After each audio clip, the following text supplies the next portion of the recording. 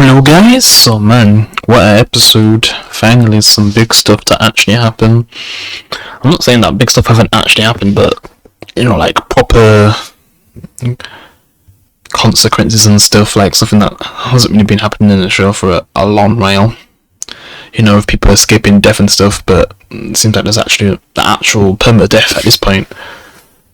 Born again style. Yeah.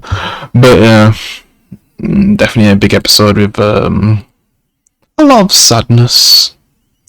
So you just got Rex, he's just moved on with his girlfriend. Seems like he's having a better life now, but then he sees that, people are in danger. There's basically like these evil marks, evil invincibles from other dimensions that are kind of just terrorizing the whole world. And, everyone's just trying to stop him, including Rex. Since they're basically invincible, they're often not going to be that easy to stop. Yeah. Even though some of them might be weaker than the original Invincible, so some of them are easy to take down, but while they're probably some of the more stronger ones are close to like max level. Yeah. So you can tell how much people must struggle. Especially if they're fighting multiple marks. Yeah.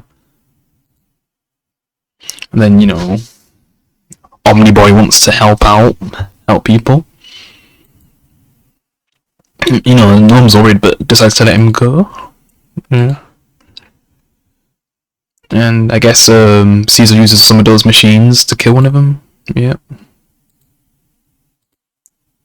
He barely survives. And the real Invincible and Eve go to stop one. You got Immortal fighting one of them. It's just so much chaos. Invincible gets defeated by one, but then gets helped. Like, so many heroes that fall into these Invincible clones. Eve gets her leg broken and then he dies. But luckily gets saved. Darkwing seems like he dies, but it's unclear. He basically gets rid of one of the Invincibles that basically nearly take out the entire flipping, crew. The hero teams. This guy mocking the stretcher guy. Since he rips him in half, just Immortal gets defeated. Like, yeah, just all of them, man. And then they're gonna kill the robot guy too. But Rex comes and protects them. Seems like the monster girl's also gonna get killed, but yeah, Rex just basically sacrifices himself. Takes a final stand on this Invincible.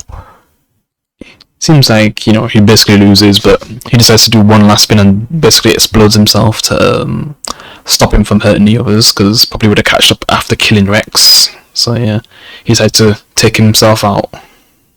Yeah. I think there's just a bunch of other heroes that are also dead.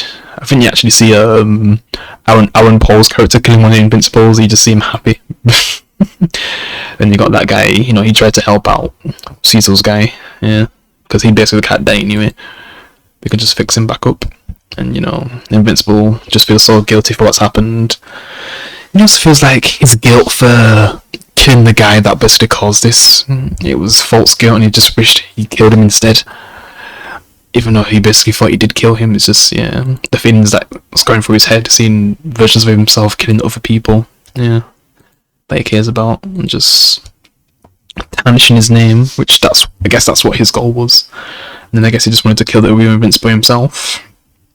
But then all the Invincibles meet up, and since they get to talking, they decide to betray their master, which he can just teleport him wherever he wants. So when they try to turn on him, they're just basically stuck in the same place as Invincible in season 2. Yeah. Because they tried to fight him, yeah. And then the real Invincible comes to try and stop him. He gets very close, but once Omniboy comes, it stops him from actually taking him out this time. And I just wonder if he would have actually did it. He at least gets his hand, but yeah. And then it seems like these guys who normally help him decide to turn on him and make him basically a slave. Because if he doesn't listen to him, I guess he basically would have died here, yeah. Since, Invincible took his arm off. But yeah, just nearly the whole world's been destroyed. Things are just a mess. and at least he's still got his back, even though Invincible doesn't really want his help, but in some ways he's happy for it, yeah, even though he says it's the last person he'd want to talk to. And then for some reason Aaron Paul's character's just flipping stood out like he's actually a hero when he caused a lot of death. Someone who actually is responsible for what he's done, because Invincible, he's the one who's been trying to stop these kind of things from happening, but since he saw flipping multiple Invincibles, yeah, of course he's going to have more hatred for him and fully blame him, yeah. And Invincible is basically blaming himself, yeah. Omniboy, punches Aaron Paul's character because, he wants to protect his brother, of course, yeah. Then they just basically stop him, since, they just stop him from, trying to kill other people around, yeah. It's just so much blood everywhere, it's chaos, just the whole world's messed up, multiple cities mostly destroyed. And then at the very end, you get to see Eve's family, check to see if she's okay, and the mum has a conversation with Invincible, which she doesn't really know that he has powers and stuff, he just views him as a normal guy. And then I guess the mum talks about her old friends she used to play with, and how she's just happy that her daughter's alive, but I guess her old friend she used to be with kind of died in all of this that just happened now, and to me that's just putting more guilt on him.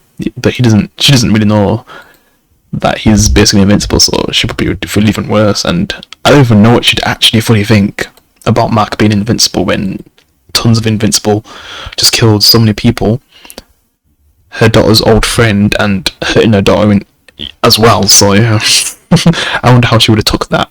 The father definitely wouldn't want Mark to be around her. Yeah.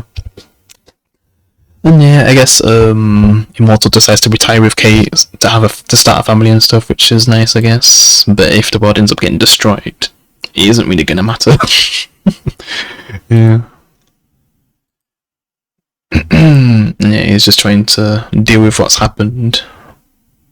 But then one of the Viltrumites come for a fight, saying that you failed to get this place ready to be taken over, so we'll see if Invincible can actually win a fight this time, and since he has so much flipping anger right now and just regret and everything, just everything he's going through, all the types of emotions, who knows, he may actually win this fight, because all what he's feeling inside, when he's actually really angry, he's got something to truly fight for, his true strength actually comes out, and that's how he was then able to defeat that guy, yeah.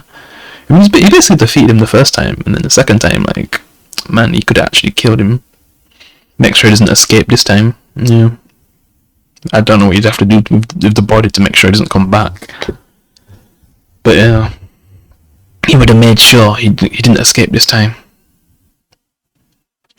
And now he's going to fight a Viltrumite, see if we can actually defeat him, which I guess we'll see in the final episode next week. Sucks this show's ending, but at least we got Daredevil born again. It's not bad. It's, on the level of the old show, which I'm just happy. Yeah. I just hope they don't take a long time for him to get back into turning back into Daredevil because of what happens in episode 1. But yeah, it'll suck this show will be gone. But yeah, at least we got that. But yeah, at least they're setting up things well for the final episode, and I hope they bring back Omni-Man so they can set up a big storyline that I've seen from the comic a bit, which is going to be awesome. But yeah, that's all I got to say. Sure you can leave a like, subscribe. I'll see you in the next one. Peace.